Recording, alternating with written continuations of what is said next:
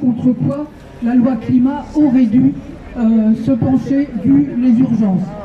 Alors, comme vous le savez évidemment, la température de 2020 a été la plus importante de toute la décennie et même depuis qu'on compte le climat.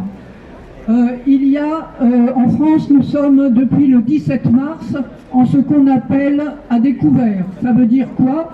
Ça veut dire qu'en fait, nous avons utilisé toutes nos émissions de gaz à effet de serre et que tout ce qui suit maintenant, tout ce que nous allons émettre maintenant en GES et autres gaz, ne va pas pouvoir être stocké dans les forêts, dans les sols, etc. Ni dans l'océan, bien entendu. Donc nous sommes à découvert. L'une des raisons de tout cela, c'est aussi la déforestation.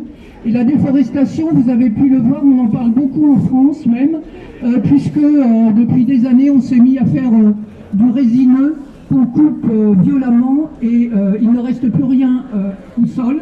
Hein, ce sont des sols dévastés et du coup, ni le sol ni l'arbre n'absorbent les émissions de gaz à effet de serre. Et vous le savez aussi, le meilleur climatiseur, c'est l'arbre. Ce ne sont pas nos... il faut remettre des arbres. Alors je pars sur des choses que vous avez vues aussi.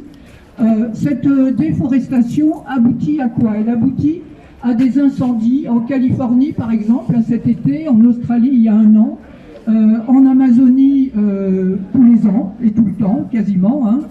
Et ces émissions de CO2, en fait, viennent aussi de ce que nous consommons, c'est-à-dire le soja qui vient d'Amazonie et d'Argentine.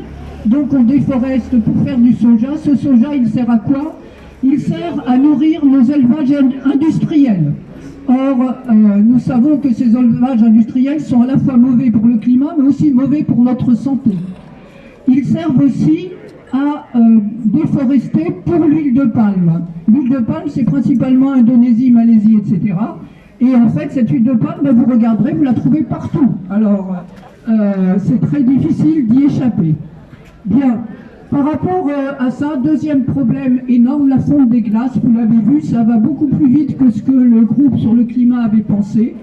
Nous en sommes à 65% en 30 ans de fonte des glaces.